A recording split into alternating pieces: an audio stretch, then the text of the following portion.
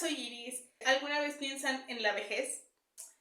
¿En quién nos va a cuidar en la vejez? No hablo como en este discurso de ¿por qué no tienes hijos? Si no tienes hijos, ¿quién te va a cuidar? No, sino hablemos de pensiones, políticas del Estado. ¿Saben en qué condiciones va a llegar su cuerpo a esa edad? Bueno, pues más o menos de eso trata el libro del que hoy les voy a hablar. Y es un libro que me conmovió, me hizo sufrir, me calentó el corazón porque tiene momentos muy conmovedores, muy tiernos, y habla de la vejez, específicamente de quienes pues viven sus últimos años en asilos. Y me refiero a Misericordia de Lidia Jorge. Esta es una novela que en México edita Elefanta Editorial, pero yo la leí en Everand, entonces voy a dejar un link con el que pueden obtener 2 meses gratis en la plataforma. Este libro lo descubrí por casualidad porque lo vi mencionado en el periódico El País y su sinopsis me confundió un poco. Es como que sabía y no sabía qué esperar. Una novela, un texto como más de crónica, no ficción. En realidad es una novela, pero inspirada en la madre de la autora, de Lidia Jorge. Vamos a hablar de qué trata Misericordia. Misericordia nos presenta a la señora Alberti. En realidad se llama Alberta, pero le dicen Alberti porque creo que es, o sea, no puedo asegurarlo porque evidentemente no lo explican, pero creo que tiene que ver con, pues, la manera a la mejor cariñosa en la que el portugués cambia los nombres. Entonces la señora Alberti vive en un asilo y esto ocurre porque su hija es escritora y debido a sus viajes y a su trabajo, pues no está siempre en casa y ella ya por una situación que pasó, pues ya no puede estar sola, necesita cuidado, o sea, como que no está así de súper enferma, que necesita diálisis o algo así, pero ya no puede estar sola en su casa, entonces la llevaron a vivir a un asilo. De hecho, ella lo pidió, ella dijo que era la mejor opción para su hija, para que pues no interrumpiera sus planes, sus ocupaciones, entonces ella pidió que la llevaran a un asilo. Y lo que vemos en este libro es un año en la vida de la señora Alberti, porque ella tenía la costumbre de apuntar, o sea, como de llevar un diario. Debido a las circunstancias de sus manos ya no puede escribir con tanta facilidad como antes, pero ella dejó sus notas, dejó grabaciones de ese año. Y en ese año vivió cosas buenas, vivió cosas tristes y nos habla de esta comunidad, de sus compañeros, ¿no? De la señora Alberti es una mujer lúcida, pero que de pronto pues se le olvidan las palabras, se le olvida un dato importante que ella conocía a la perfección y entonces siente la frustración de que su mente, de que su cuerpo le esté fallando cuando siempre había estado pues de su lado, ¿no? Ya no puede caminar, entonces tiene que desplazarse en una silla de ruedas, tiene que estar atenida a que pues por las mañanas el personal vaya a buscarla, pero convive con su grupo de amigos. Hay gente que le cae muy bien en este asilo que se llama Hotel Paraíso, viven alrededor de 70 personas, más o menos, y tiene un grupito con el que se lleva mejor, otro que le cae mal, y pues es esto, ¿no? Es la convivencia, porque en este lugar hay gente muy distinta. Hay gente que viene de entornos diferentes. Tenemos, por ejemplo, a médicos y a doña Joanina, que no sabe leer ni escribir, es analfabeta. Y hay quienes sus familiares los visitan, hay quienes están al pendiente y hay quienes, pues no, han sido abandonados. No necesariamente nos lo dicen así directamente, pero hay pequeños detalles como que van a salir a ver los fuegos artificiales del Año Nuevo y piden que los familiares pues firmen como una carta responsiva de que los pueden sacar a la terraza y todo, y algunos familiares responden luego y hay otros que se tardan y hay otros que nunca responden. Entonces muchos de ellos lidian con este abandono. A veces es un abandono debido a las circunstancias de trabajo. Una de las compañeras de la señora Alberti, su hijo es piloto de Air France, entonces viaja mucho y no puede cuidarla, y todos ellos conviven con sus manías, con sus problemas de salud, con su personalidad, y nos habla sobre cómo estas personas conviven con la muerte. A veces es una convivencia muy cotidiana. Por momentos como que fallece alguien y les da el susto, les da el impacto, porque pues ellos pueden ser los siguientes, entonces no quieren ver eso, no quieren pensar en eso, y otras veces es como, pues ya que, ¿no? O sea, alguno de nosotros seguirá y como que lo tienen muy asumido. A veces van variando en eso, ¿no? Como en el, sí, me va a tocar, a lo mejor es el siguiente, y otras desde, no, pero también hay amor, pero también hay amistad, pero aunque, como lo dice el personaje, ¿no? Pues también en su última etapa de su vida, pero todavía hay sueños, todavía hay este amor romántico, esta sensualidad en la vejez, incluso, bueno, pasa algo por un personaje que pues es muy coqueta y pues good for her. No solo es la convivencia con estas personas, sino la convivencia con el personal del lugar. Que pues también hay gente como muy empática con ellos, con mucha paciencia, que los trata con humanidad, y hay otros que les tienen miedo, que por las noches les quitan el timbre para que no los puedan llamar y no los molesten en la noche. Entonces, habla mucho sobre la dignidad, sobre la pérdida de autonomía de estas personas. Porque a lo mejor uno piensa, vejez, pérdida de autonomía, pues es de que pues ya no pueden moverse por sí mismos, entonces hay que llevarlos en la silla de ruedas, hay que llevarlos al médico, hay esto. Pero la pérdida de autonomía en un asilo es diferente, porque, por ejemplo, hay un momento en el que Alberti no quiere ir al médico. ¿Para qué va al médico? Le van a decir lo mismo de la vez anterior, le van a dar el mismo medicamento que ya no quiere tomar, le van a decir esto, entonces no quiere ir al médico. Pero no está en ella el poder decidir si quiere ir al médico o no. La llevan. No hay privacidad.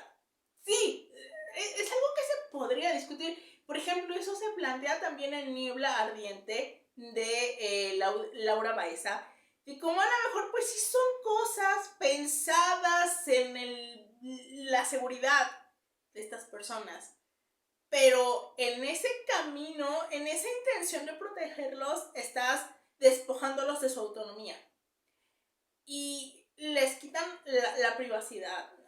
Ella en algún momento le roban sus cosas y es como, ¿por qué? Si mis cosas estaban aquí, ¿por qué desaparecieron? Como ella no quiere tener cosas personales de su antiguo hogar, un hogar que ella extraña, pero que procura no pensar en ese lugar, no quiere traer cosas como por los recuerdos, pero también porque no son seguros, porque nada ahí es totalmente suyo, porque el personal puede entrar a la hora que quiera, puede revisar sus cajones, puede quitar las cosas en esta intención de cuidarlos o de mantener un orden.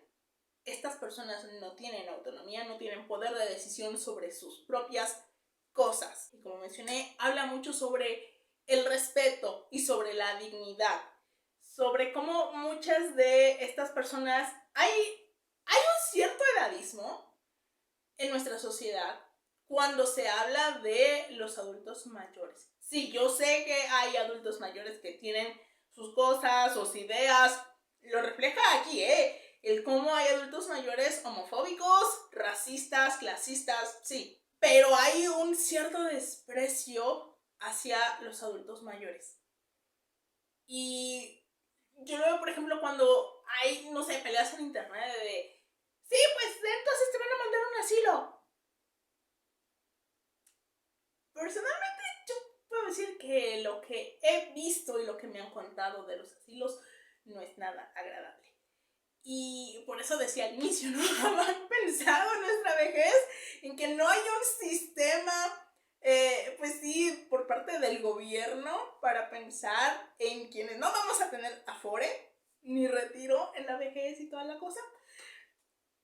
Y en estos personajes, no solo, todo esto no lo digo solo por el personal que labora ahí, sino porque, por ejemplo, hay una parte en donde va un fotógrafo y la señora Alberti no quiere tomarse fotos, porque recuerda a ese fotógrafo, que es un fotógrafo que la vez anterior que fue, les tomaba los peores ángulos.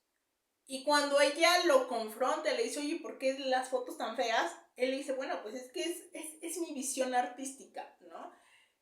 Quiere, como que se ríe de ellos a través de estas fotos, de las poses, se ríe de las muletas, de sus debilidades físicas, y ella se enfurece, porque ellos tienen una dignidad, no son objeto de mofa, no son así como sus payasitos, como para que los deshumanices y hagas lo que quieras con ellos. Pero, o sea, hay como estas cosas tristes, pero también es un libro tierno porque Alberti lo dice, yo quiero vivir la vida.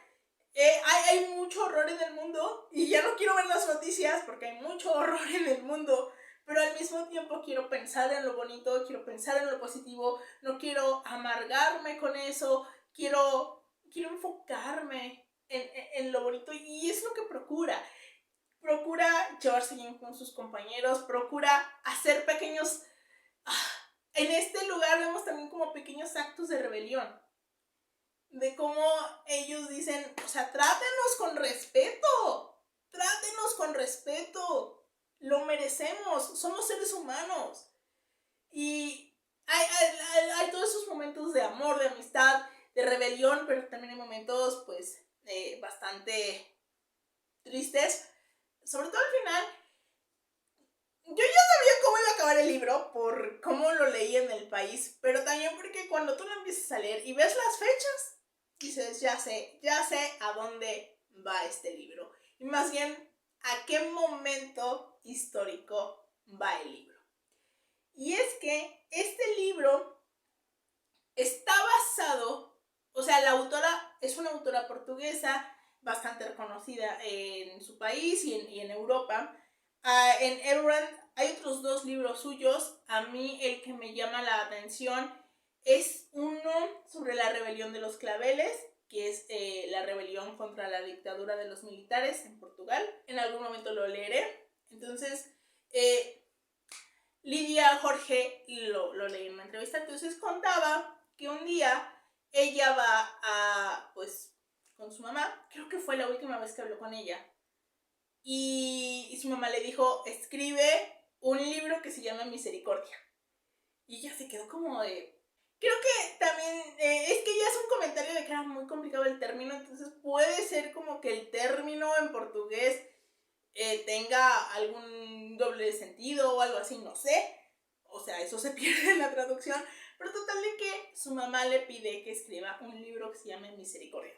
Y en el libro, no sé si esa haya sido como una conversación que hayan tenido realmente Lidia Jorge y su madre, pero a Alberti le dice a Lidia Jorge, hablan mucho sobre los libros que escribe su hija, porque a la señora Alberti busca seguir ejerciendo la autoridad materna y seguir siendo cuidadora y seguir siendo guía de su hija, aunque su hija ya tenga 60 años y toda la cosa, ella sigue ejerciendo su rol de madre.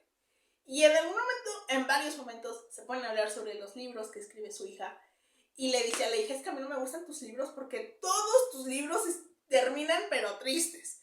No, que es que el arte, que no, es que tus libros son bien pesimistas, yo por eso no los puedo recomendar, porque les digo a mis compañeras, lean este libro, y dicen, ay, es que acaba bien triste y no sé qué.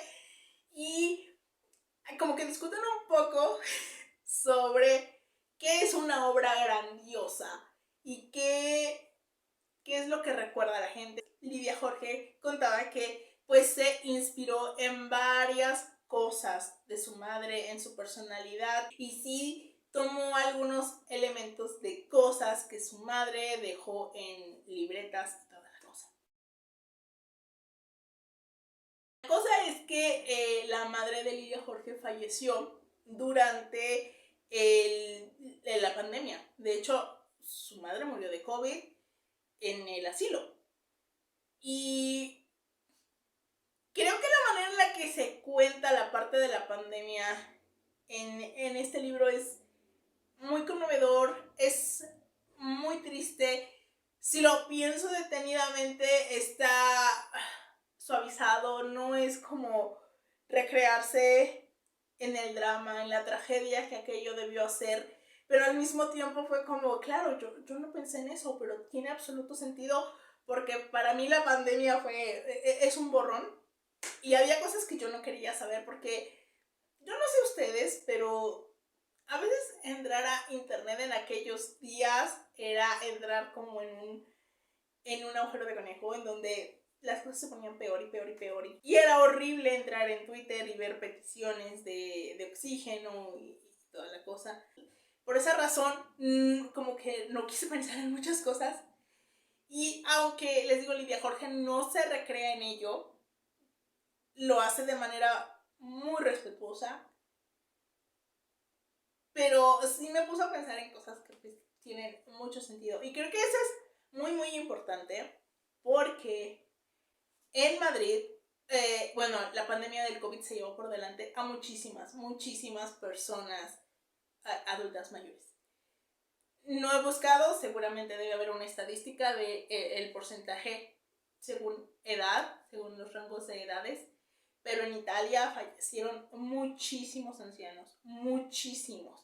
Tenían una población envejecida y fue brutal allá, pero en España fallecieron más de 7,000 solo en Madrid, en asilos, porque la Comunidad de Madrid decidió que no valía la pena salvarlos. Decidió que sus vidas no importaban y que no era necesario trasladarlos a hospitales. Esta idea de que las personas, los adultos mayores, no merecen respeto, que sus vidas ya no son importantes para la sociedad porque no aportan, es horrible. Y pues el libro me gustó mucho.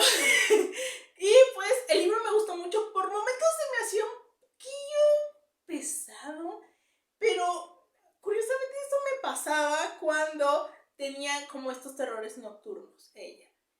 Esas partes a mí se me hacían un poquillo pesadas, pero había otras en las que de verdad me terminé el libro y seguía piense como en cierto personaje, en el hecho de que le pidiera a cierta cuidadora que fuera a verla, porque tenía un lazo con ella, que a lo mejor en algún nivel la veía como una hija, pero no igual que a su hija, o sea, ay, es que no puedo explicarlo, pero no sé, me parece un libro muy, muy hermoso y definitivamente pues se va a mis favoritos del año. Eso fue todo por el día de hoy. Espero que este video les haya gustado. Muchas gracias por verlo y ojalá me acompañen en el siguiente. Adiós.